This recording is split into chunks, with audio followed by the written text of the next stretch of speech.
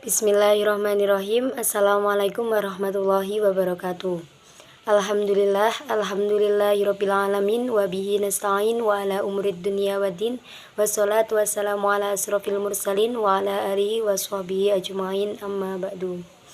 Perkenalkan, nama saya Arifah Mahiroh dari kelas HKIF NIM 101200147.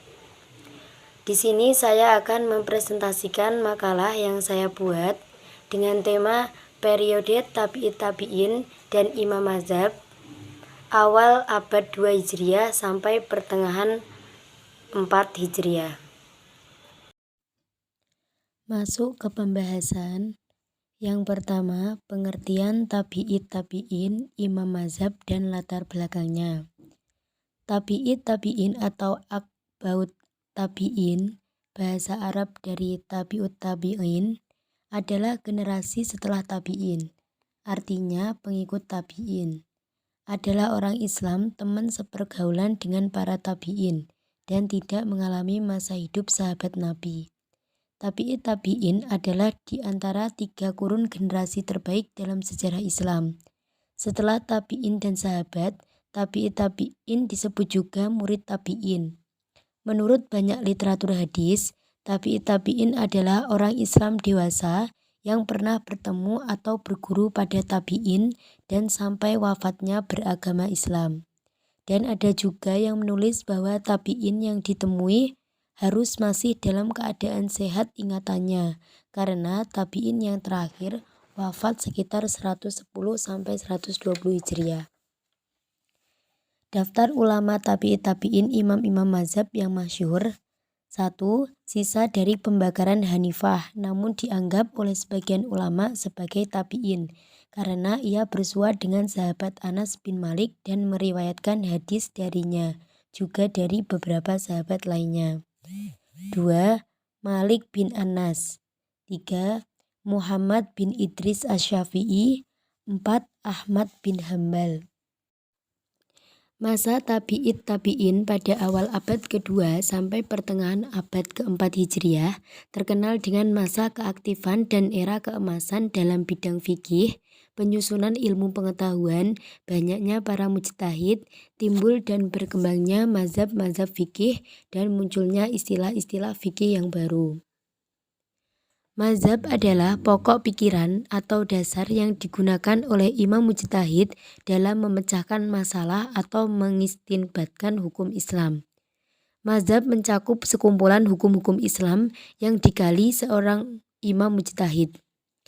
Latar belakang munculnya mazhab yaitu lahirnya berbagai aliran atau mazhab dalam ilmu fikih dilatar belakangi oleh beberapa faktor, antara lain disebabkan oleh 1. Perbedaan pemahaman atau pengertian tentang lafadz nas. 2. Perbedaan dalam masalah hadis. 3. Perbedaan dalam pemahaman dan penggunaan kaidah lughawiyah nas. 4. Perbedaan dalam mentarjihkan dalil-dalil yang berlawanan atau ta'arud al-dilalah. 5. Perbedaan tentang qiyas. 6. Perbedaan dalam penggunaan dalil-dalil hukum. 7. Perbedaan dalam memahami ilat hukum. 8. Perbedaan dalam masalah nasah.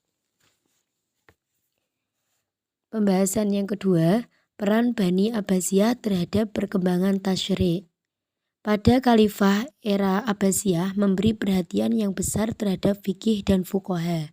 Hal itu disebabkan dekatnya para khalifah dengan ulama dan selalu meminta fatwa atau pengarahan tentang fikih kepada para fuqaha. Masa pemerintahan Daulah Abbasiyah khususnya pada masa kekhalifahan Harun ar-Rasyid dan putranya Al-Ma'mun adalah masa keemasan ilmu pengetahuan dan kebudayaan dalam dunia Islam. Pada masa ini pula umat Islam telah memberikan kebebasan bagi berperangnya akal dan pikiran untuk kemajuan manusia saat itu. Pada masa kekhalifahan ini pula, hasil pemikiran manusia dan para ahli ilmu dari berbagai bangsa di dunia yang saat itu berkembang saling melengkapi dan menambah kemajuan ilmu pengetahuan dalam dunia Islam. Di samping banyak bermunculan karya-karya ilmuwan muslim, bermunculan pada karya-karya berbahasa asing, terutama bahasa Yunani yang diterjemahkan ke dalam bahasa Arab. Buku dari berbagai bahasa dan berbagai judul itu dipilih dan diserahkan kepada para ilmuwan muslim untuk diterjemahkan ke dalam bahasa Arab. Khalifah menyediakan dana yang sangat besar untuk kegiatan penerjemahan ini. Yang menarik dari perkembangan ilmu pengetahuan pada masa Bani Abbasiyah adalah bahwa sebagian besar orang-orang yang berkecimpung dalam bidang ini tidak hanya berasal dari bangsa Arab Muslim atau dikenal dengan kaum Mawali. Kaum Mawali adalah Muslim yang berasal dari bangsa non-Arab, terutama orang-orang yang berasal dari Persia.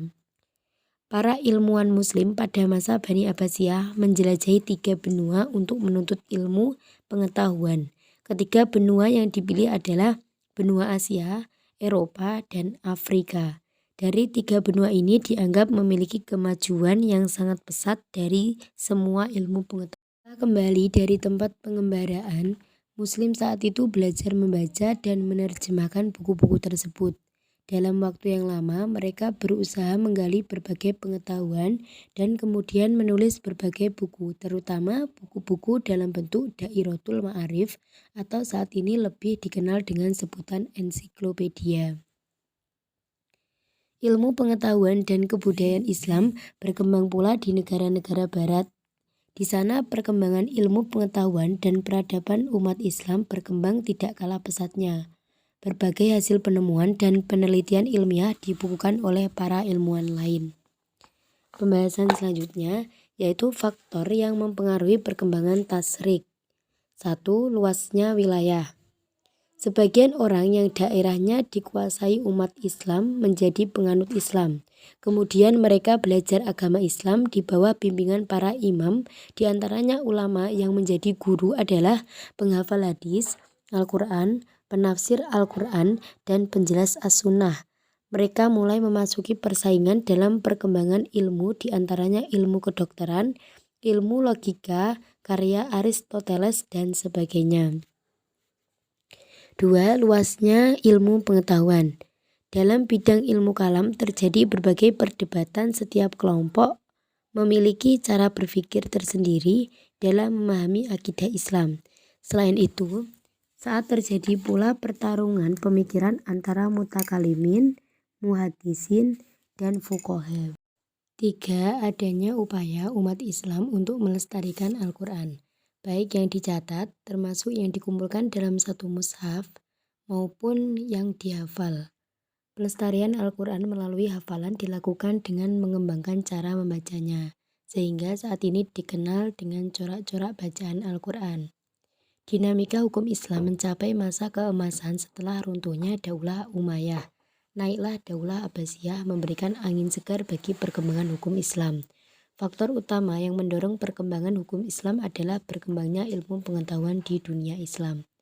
Dengan berkembangnya luas mujtahid dan banyaknya permasalahan baru yang bermunculan di berbagai negeri-negeri Islam pada periode Abbasiyah yang terkenal dengan masa pembangunan dan kesempurnaan atau disebut dengan masa kegemilangan, yang melahirkan para imam-imam mujtahid, imam mazhab, dan para fuqaha yang mengabadikan ilmunya untuk agama dan masyarakat. Banyaknya imam mujtahid menyebabkan timbulnya ajaran-ajaran baru dari mazhab-mazhab yang ada, dan berkembangnya masa serta meluasnya daerah serta semakin canggihnya dunia. Maka tidak semua imam mazhab tersebut solid di dalam ajaran-ajarannya. Yang pertama, mazhab Hanafi. Pendiri mazhab Hanafi adalah An-Nu'man bin Zuhdi, lebih dikenal sebagai Imam Abu Hanafi. Pengalaman keilmuannya diawali dari studi filsafat dan dialektika. Setelah menguasai ini, beliau mendalami fikih dan hadis. Sumber hukum mazhab Hanafi adalah Al-Quran, Sunnah, Ijma, Qiyas, Istihsan, dan Urf. Yang kedua yaitu mazhab Maliki. Pendiri mazhab ini adalah Imam Malik bin Anas al-Ash'ari al-Arabi. Di bawah didikan Al-Zuhri, beliau mulai belajar ilmu hadis. Sedangkan dalam bidang ilmu hukum Islam, beliau belajar kepada Nafi, Maulana Ibnu Umar, dan Yahya bin Sa'id al-Ash'ari.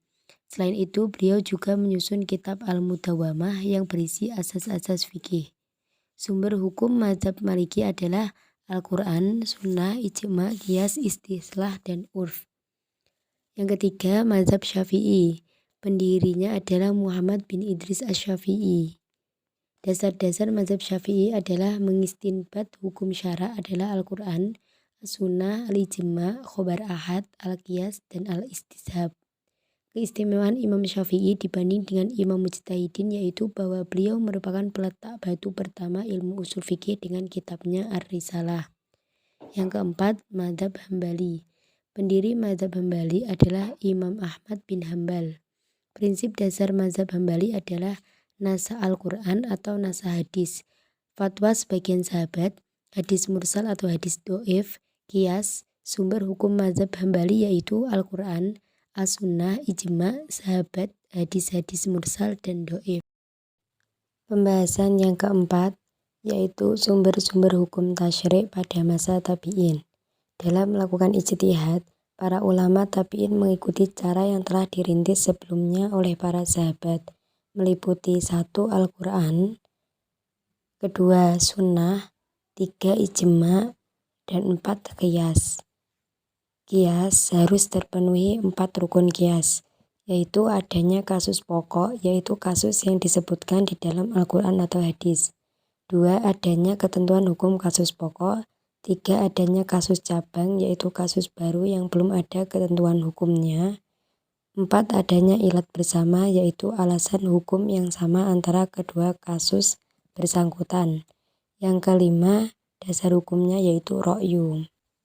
Dari penjelasan tadi dapat ditarik kesimpulan yaitu bahwa tabi'in artinya pengikut tabi'in, yaitu orang Islam, teman sepergaulan dengan para tabi'in dan tidak mengalami masa hidup sahabat Nabi. Dan mazhab adalah pokok pikiran atau dasar yang digunakan oleh Imam Mujtahid dalam memecahkan masalah atau mengistinbatkan hukum Islam. Demikian sedikit penjelasan dari saya tentang periode tabi'in dan imam mazhab. Sekian, wassalamualaikum warahmatullahi wabarakatuh.